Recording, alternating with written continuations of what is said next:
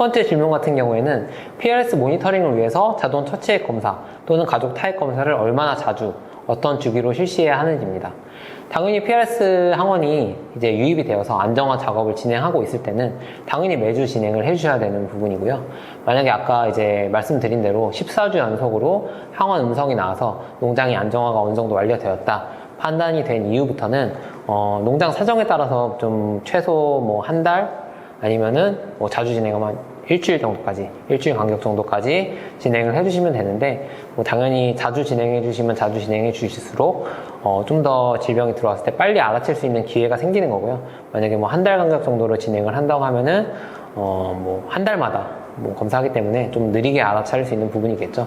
지금 가족 타액 검사나 자동 처치액 검사 같은 경우에는 비용이 많이 들지 않는 검사이기 때문에 클레이튼 수의사는 가능하면 매주 진행을 하는 거를 좀 추천을 하고 있는데, 이 부분은 좀 이제 농장의 여건에 따라서 진행을 하시면 될 것 같습니다. 가장 중요한 포인트는 안정화 작업 진행 중에는 무조건 매주 실시해야 한다. 이 부분에 대해서 다시 한번 강조를 해주셨습니다.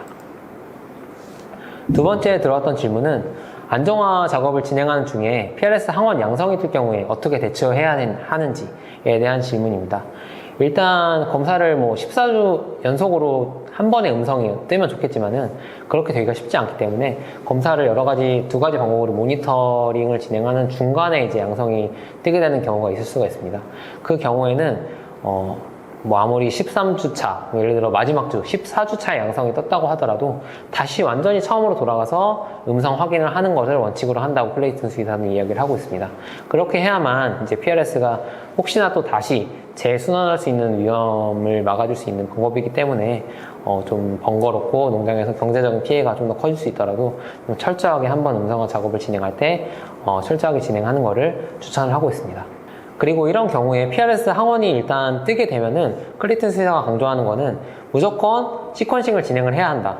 저희가 사실 PLS 항원 체열 검사를 통해서 항원 양성 결과를 많이 받아보신 분들이 있을 텐데 시퀀싱까지 진행하는 경우는 아직 많지 않으셨을 겁니다. 하지만 클레이튼 수의사가 이야기하는 내용은 시퀀싱을 하지 않으면은, 특히 안정화 과정에서 시퀀싱을 하지 않으면은 이 검출된 항원이 백신 접종에 의해서 나온 항원인지 아니면은 처음에 유입됐던 항원이 야외주 항원이 아직도 농장에 돌고 있는 것인지를 판단할 수 있는 방법이 없기 때문에 시퀀싱은 반드시 진행을 해야 하고, 시퀀싱 결과 백신 항원으로 떴다고 하면은 그거는 당연히 이제 농장에 이제 PLS 항원이 순환하고 있는 게 아니라 백신을 했기 때문에 당연히 나오는 거기 때문에 뭐 14주 연속으로 저희가 뭐 카운팅을 하는데 뭐 당연히 영향을 주지 않고 그냥 쭉 숫자를 해 나가시면 되는 거고요. 만약에 야외주다 하면은 다시 처음으로 돌아가서 1주차부터 검사를 실시해 주셔야 되는 부분이라고 이야기를 하였습니다. 네, 여기까지가 오늘 준비된 내용입니다. PLS는 최초 발견된 지가 지금 벌써 뭐 수십 년이 지났죠, 이미. 하지만 여전히 우리나라 농장에도 그렇고 전 세계적으로도 가장 큰 경제적인 피해를 주고 있는 질병이고, 또 백신을 접종한다고 하더라도 사실 환경 관리나 여러 가지 내부 차단 방역 관리가 되지 않으면은 농장에서 피해를 막기가 어려운 질병 중에 하나이기 때문에 많은 분들이 아직도 골머리를 앓고 계시는데요.